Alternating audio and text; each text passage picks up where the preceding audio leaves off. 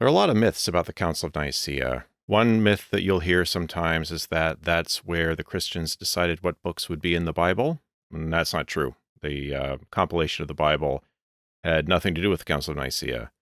There are some who say that Constantine, the emperor who convened the council, used it as an opportunity to force his own beliefs onto the Christians. That's also not true. He did not force his beliefs on the Christians. He couldn't care less what the Christians decided at the Council of Nicaea, as long as they decided something.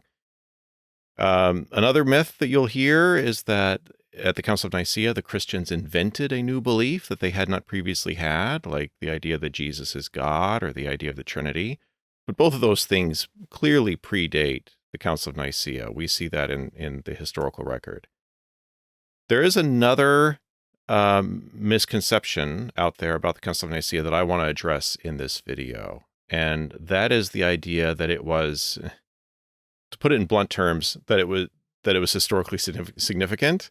A lot of people think that it was this major historical event. And in a way, it was. And I'll explain what I mean by that. But it was not a historically significant event in the way that most people assume. Because I think in the popular imagination, and often also the way it's presented in textbooks and in lectures in classrooms, there was this dispute going on, because the main thing that they talked about at the Council of Nicaea that gets the attention that gets people's attention is the theological dispute over the ideas of Arius. So the typical narrative goes, there was this dispute going on, and over the nature of Jesus, and the dispute was taken to the Council of Nicaea. The Council of Nicaea decided in a certain way against Arius, and then after that, the Christians were Nicene. They had the Nicene Creed, and they believed in, the Nicene side of the debate, and that was the end of Arius. But in reality, that was not anywhere near the end of Arius. The story does not end at 325. And if you were alive in the 300s in the Roman Empire, watching all these things, all of these things unfold, you would not have thought at the time, oh wow, 325 was this decisive threshold, this decisive watershed moment. Like if you're in the year 340, for example, or 350, you would not look back and be like, well, 325, the Council of Nicaea, that was this huge watershed moment that really changed the course of Christian history. Not at all. You wouldn't have thought that. All right, well, let's back up a minute and let me go over what happened with the Council of Nicaea and what that all was about. And then maybe I could explain what I mean after that. So the Council of Nicaea was called in the year 325, and it had several things that it was going to address. It addressed some disciplinary matters regarding rules, for example, regarding clergy or regarding how to treat Christians who had compromised the faith during the persecutions, because this is right after a period of really heavy persecution in the early 300s. And then there was an issue regarding how to calculate the date of Easter, because at the time, some Christians calculated Easter in such a way that it could fall on any day of the week, and other Christians calculated Easter in such a way that it always had to fall on a Sunday. And what that meant was some Christians were celebrating Easter on a different day than other Christians, and so you'd have some Christians who were still fasting, doing the pre-Easter fast, while other Christians were already celebrating Easter and feasting. And so that was regarded as a bit of a problem. So they wanted to get some uniformity on that across the Christian world, at least within the empire. And then the other issue, the really famous issue, was what to do about a particular priest in Alexandria named Arius, and the ideas that he was promoting.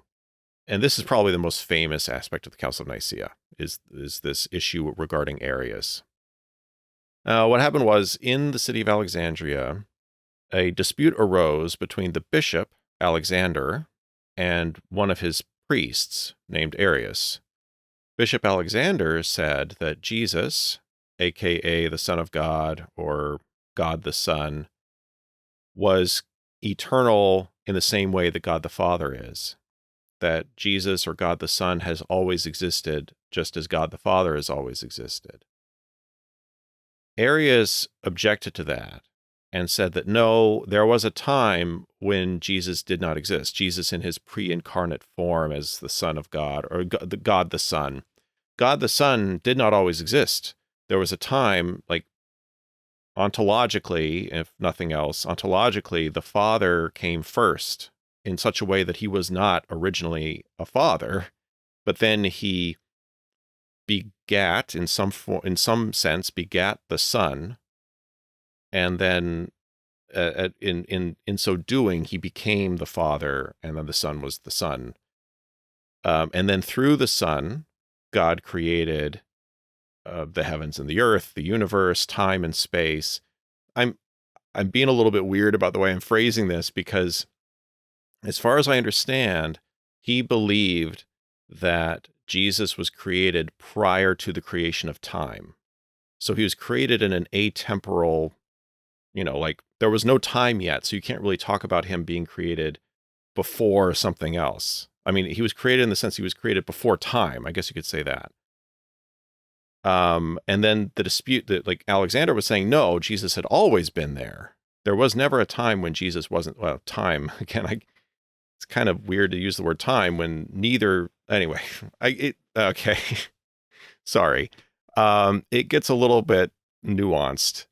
And actually, speaking to this, I've heard people say that when they're lecturing on this topic or making a video on this or something, and they'll talk about the difference between the Arian position and Alexander's position, and they'll say, well, this sounds very complex or abstract or whatever to the modern ear, to a modern audience, but to people in the 4th century, this was significant. I disagree with that. I don't think it's a matter of what century you live in. That's not the issue. Because who is it? Constantine. Constantine was the emperor. This was going on. This conflict between the two sides had been going on for several years when Constantine showed up in the eastern part of the empire. And when he came, and he defeated Licinius and became the sole emperor of the entire empire. So he shows up, and there's this dispute going on in the eastern part of the empire among the bishops there. And they explained it to him. They explained what the issue was, and he did not understand. And there's a letter that's preserved in Eusebius of Caesarea's Life of Constantine, where he tells both Alexander and Arius, both of you were out of line. Alexander, you shouldn't have been teaching that. Arius, you shouldn't have disagreed with your bishop. There's no reason, Constantine said, there's no reason you should even be talking about this stuff because it's so abstract and so far away from real life. It's so who cares? That was Constantine's view. Who cares? This is barely a difference between these two sides. So this is a man who lived in the 4th century. So it's not a matter about what century you live in. The issue was Constantine was a career military man. He was not an intellectual, certainly not a theologian. And he really did not care which side won or, who prevailed or whose opinion prevailed. He just wanted unity. He wanted the bishops to be unified. And so if the Arian position was going to win out, that would be fine with him as long as all the bishops go along with it. If the anti-Arian position, I guess at this point, I don't know what else to call it. If the anti-Arian position, the Trinitarian position, you could say, the Trinitarian position, if that won out, Constantine would be fine with that too. This goes back to what I said at the beginning about the myth that Constantine used the council as an opportunity to force his own beliefs on the bishops is really silly. When you look at the historical evidence, he is the exact opposite. He did not care. And it's not just Constantine. One of our sources, one of our main primary sources for the events of the 4th century church was a historian named Socrates Scholasticus. So not the same Socrates as the famous one that Plato talked about. It's a different guy named Socrates. But he also has a quote where he says, where he's, kind of talking about this debate, and he has this little passage where he says, I don't remember exactly how he phrased it, but he's like, both sides believed that the God the Father and God the Son are distinct. Both sides believed in the Trinity. but for some reason they were fighting anyway. And he basically says he doesn't understand what the point of the dispute was. Now, he was also not a theologian, so he was not really steeped in theology or scripture or any of those things. This dispute was meaningful to people in the clergy, people who were, they were bishops primarily, but also priests and, other clergy. They were the ones involved in the dispute and really engaged in it and saw it as significant because they could see the nuances and they felt that the nuances were really significant.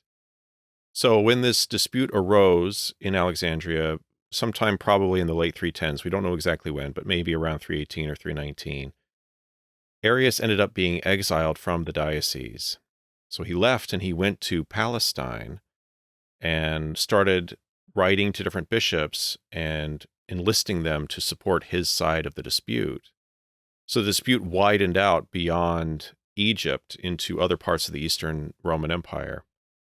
Meanwhile, Constantine conquered the eastern part of the empire from Licinius, and when he arrived, he found this dispute happening among the bishops, and so he called the Council of Nicaea in order for them to all get together and hash it out and arrive at a decision about what they were going to, what was the one uniform position they were all going to take. Now, this was not the first council in church history. There was plenty of precedent for having a council. The Christian bishops had been having councils for centuries. But this was notable at the time because this was the first time when bishops from all over the Roman Empire were called to come gather together at one time. We don't know exactly how many bishops attended. Different sources give different numbers, but it was probably somewhere around 250 to 300 bishops, maybe a little over 300. And they discussed a variety of matters, as I said. And when it came to discussing the Arian issue, they ended up voting overwhelmingly in favor of Alexander's position, the Nicene position, that Jesus is co-eternal with the Father. And they promulgated a creed, which we call in retrospect the Nicene Creed. And that, again, was not a new thing. There had been creeds before. But it was simply a statement of faith that they were all supposed to sign and agree to. Now, it was not exactly in the same form that the modern Nicene Creed is, because there was a later council in 381 called the First Council of Constantinople that augmented it a little bit. But basically, the point at issue was a single word in the Greek, and that was the word homoousion, which means, it's typically translated into English as consubstantial, but you can also translate it as of the same substance or of the same essence. So it was describing the Father. It was, there's this long clause in the Nicene Creed that talks about Jesus and the nature of Jesus, what he was, God from God, light from light, etc. And then there's this line where it says consubstantial with the Father, or one in being with the Father. It can be translated in different ways. So that phrase, one in being, in Greek is homoousion. That was the sticking point for the Arian party, because that was the part that sounded like Sabellianism to them. So most of the bishops ended up agreeing to that formula, to that creed as it was drafted. But there were a handful of bishops that did not. We don't know the exact number of bishops, as far as I know, because I in my research, I felt like I was seeing different numbers, and there would be a handful of bishops that objected. I don't know exactly how many. But notably, in addition to Arius, it was the Bishop of Nicomedia, Eusebius, and the Bishop of Nicaea, Theognis. And all three of them, and some other, handful of bishops, were exiled because they refused to sign the Nicene Creed. And so, typically that's where the story ends, in the way when people are telling the story of the Council of Nicaea and the Arian controversy. That's where they stop. They're like, okay, they held the council, they decided on the Nicene Creed, they included the homoousion, and they exiled all the people who rejected it. But that's not at all where the story ends, because within a couple years, in 327, all three of those individuals came back from exile and were reinstated: Eusebius of Nicomedia, Theognis of Nicaea, and Arius of Alexandria. Arius, he wrote a letter to Constantine, and he included a statement of faith, a creed, that he wrote out: I believe in blah, blah, blah, blah, blah. And he wrote out basically the Nicene Creed, but he left the homoousion out. But Constantine said, that's good enough for me. And so he let Arius come back. And he wrote a letter to Alexandria and said, Bishop Alexander, you need to reinstate Arius as a priest. Well, Arius shows up, and Alexander, realizes Arius is not repentant. He still believes that Jesus is subordinate to the Father and a creature of the Father. So he says, no, you can't be a priest here.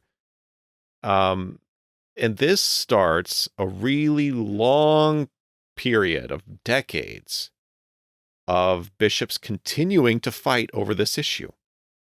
So the fighting didn't end in 325. That was really just the beginning, near the beginning. It went on for decades after that, where some of the bishops took the Nicene position, some of the bishops took the Arian position, and they kept arguing with each other. Now, they knew that Constantine, and then he had a successor, Constantius, his son Constantius II, who was similar to his father in that he did not care which side prevailed. He just wanted there to be unity among the bishops. They knew that the emperor was not going to put up with like out and out arguing and, creating division in the church, but they engaged in political maneuvering to tarnish Alexander's name. And then Alexander's successor in Alexandria was Athanasius. They kept trying to slander him and make him look bad and depose him from office in order to get an Arian placed in the position of Bishop of Alexandria.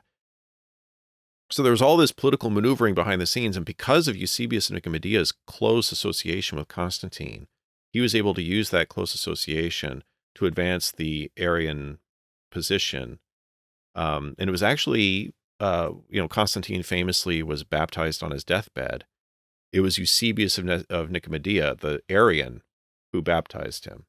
And then during the 4th century, there were tons of councils being held. I mean, there were councils being held anyway, because that was the normal way of doing business on a kind of macro level in the church. You'd have bishops gather together from different parts of a province to discuss issues of mutual interest. And in fact, one of the canons of the Council of Nicaea said that bishops should meet regularly to discuss issues. So there were tons of councils in the 4th century. But then there were also councils being called specifically for the purpose of deciding the disputes, deciding the dispute between Arianism and Nicenism, I guess you could call it. And the Arians actually got the upper hand. And in most of those councils where they discussed those issues, the Arian position was the one that was adopted, either Arianism or semi-Arianism. Semi-Arianism was a compromise position where, the Nicenes said that the Father and the Son are of the same essence. Arius had said the Father and the Son are of different essences. And then the semi-Arian position was that the Father and the Son are of similar essences. So still technically different, but very similar to each other.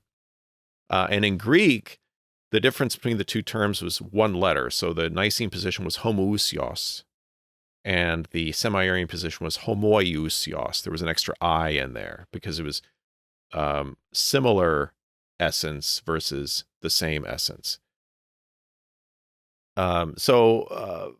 If you were in the position in the 300s of seeing all this stuff play out, you would not have thought to yourself, wow, 325, Council of Nicaea, that was the really decisive point in which things changed. Because there were other councils: Council of Tyre, Council of Sirmium, multiple councils of Sirmium, Sardica, councils of Antioch, Council of Ariminum and Seleucia, and on and on and on. There were all these councils being held where usually the Arians and the semi-Arians had the upper hand. things finally changed in 380. So up until 380, there was a succession of emperors who were all nominally Christian, except for Julian, who, of course, famously rejected Christianity. So he's referred to as Julian the Apostate. But there was a succession of emperors who, while most of them were nominally Christian, none of them cared about which version of Christianity was true. They just wanted the bishops to agree with each other and to come up with some solution, which is why the semi-Arian position was attractive to someone like Constantius II, because it's like, well, that's a compromise. Like, you guys are compromising. Isn't that the point? Let's all compromise on this one. So anyway, up until 380, the emperors didn't really care, but in practice, since the Arian and semi-Arian positions were the ones that were predominant in the eastern part of the empire, that was the one that the emperors were pushing. So in effect, it meant that the Nicene bishops ended up getting mishandled sometimes. Like Athanasius, for example, Bishop of Alexandria, was exiled on 5 separate occasions through the political machinations of the Arian party. Now, meanwhile, in the western part of the empire, the bishops were all settled on the Nicene position, and there wasn't a lot of controversy happening in that part of the empire. This was really focused on the eastern part of the empire. So anyway, it all changed in 380 when Theodosius came to the throne, because for the first time, here was a Christian emperor who actually cared about the matter and took a stand theologically, and he was a committed Nicene Christian. So when he came to power, he favored the Nicene party and suppressed the Arian party within the empire. And he called the Council of Constantinople, which in retrospect is referred to as the First Council of Constantinople, which convened in 381, that reaffirmed the decision of the Council of Nicaea, reaffirmed the creed that came out of the Council of Nicaea, and then augmented it a little bit, added some stuff at the end about the Holy Spirit, because in the meantime, during the 300s, there had been another Christian group that had arisen called the Macedonians, because they were followers of a guy named Macedonius, also known as the Pneumatomachi, who believed that the Holy Spirit is not God. So they didn't believe in a triad, but rather a dyad, like Father and Son, but not Spirit. So in order to, show that they were rejecting that idea, they included some stuff at the end about the Holy Spirit. But it's still referred to as the Nicene Creed, although technically you could call it the Niceno-Constantinopolitan Creed. That's a lot of syllables. So in what respect, then, can we say that the Council of Nicaea was historically significant? I would say you could regard it as historically significant in the sense, in a couple different ways. First of all, for the participants in the council itself, for the actual bishops who went to Nicaea in 325, for them, it was significant. Symbolically, because this was the first time that a church council was being convened by a Roman emperor who was himself a Christian. And that in itself was highly significant, highly symbolic. And then on top of that, the fact that this was coming on the heels of an extended period of really brutal persecution of the church at the hands of Roman emperors. This is partly why it was so significant that a Roman emperor was convening this council and ceremonially presiding over it. I mean, when people say that he presided over the Council of Nicaea, it doesn't mean that he was injecting himself into the debates or anything. It was more of a ceremonial role. But anyway, his predecessors in the eastern part of the empire had been brutally suppressing Christianity for several decades prior to Nicaea. And there were periods during that time when the bishops had to go into hiding and normal Christian worship was disrupted.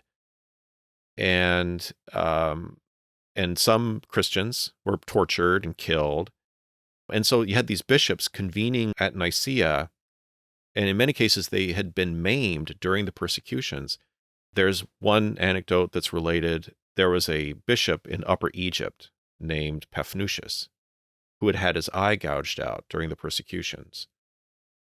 Then he was one of the attendees at the Council of Nicaea, and the Emperor Constantine came over and kissed his empty eye socket, as, obviously he's paying homage to the sacrifice that this Christian had endured. But the fact that it was a Roman emperor doing that, after all of these years of Roman emperors being enemies of the Christians, here's a Roman emperor doing that. So it was very moving for the participants of the Council of Nicaea. For them, this event was very significant. But not based on what decisions they were arriving at, but just based on the fact that you have a church council calling bishops from all over the empire under the presidency, under the presiding of a Christian emperor. That was a big deal.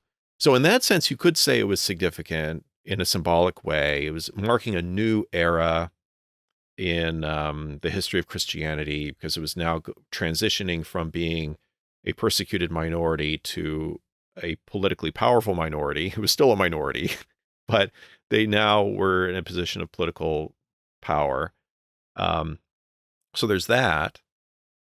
There is another respect in which you can regard the Council of Nicaea as historically significant, and that is within the context of Nicene Christianity. So for modern day Eastern Orthodox, Oriental Orthodox, Catholics, and traditional Protestants, like Lutherans, Presbyterians, Reformed,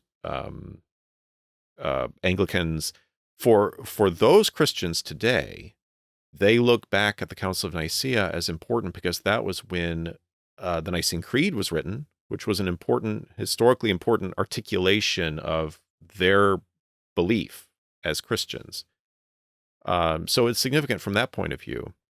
Certainly during the 300s, during the 4th century, when these controversies were raging in the Eastern Empire and people were arguing back and forth, those in the Nicene camp did always hearken back to the Council of Nicaea. They would point back to the Council of Nicaea and say that was the correct articulation of the faith.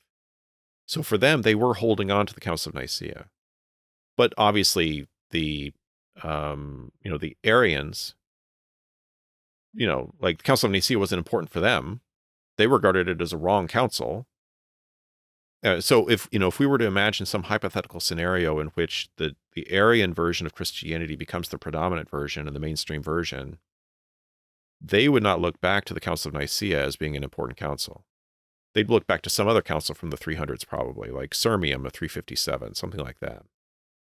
But the respect in which we cannot really say that the Council of Nicaea was historically significant was that we can't say that it was significant in the sense that that was the watershed moment at which Christianity took a new turn, where the Christian population or the Christian community or Christian beliefs or whatever, that's when things dramatically changed.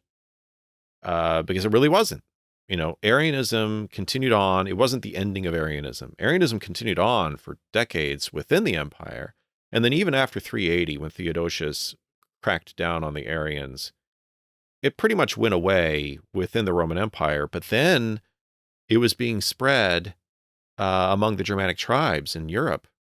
Like Ulfilas, for example, who was a prominent Arian during the 4th century, was also a missionary to the Germans. And so the Germanic tribes, when they converted to Christianity, they converted to the Arian version of Christianity. And then when they conquered the western part of the empire and set up their Germanic kingdoms in the 5th and 6th centuries, they were Arians, but they were an Arian ruling elite, ruling over a predominantly Catholic population. Because like I said, Nicene population. Because like I said, the western part of the empire had remained in the Nicene camp for the most part during the 4th century. And that was the part of the empire that the Germanic tribes conquered.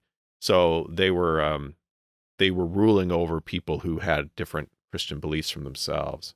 And it was gradually over time, over the succeeding centuries of those Germanic tribes, those ruling elites, I should say, that were Arian, converted to Nicene Christianity.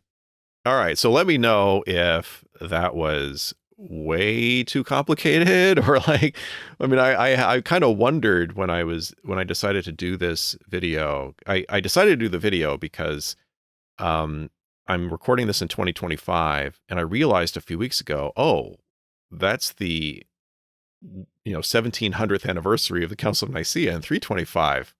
And I'm kind of a sucker for that kind of thing. So I couldn't resist making a video about this. If there's a famous event that happened in a year ending in 26, I'm probably going to do it next year. I don't know. Anyway, I had this idea of making this video, and then I was like, well, this theology stuff gets kind of complicated. I don't know if it's going to work in a video format, but so let me know if it worked. But yeah, so anyway, thanks for watching, and have a good one.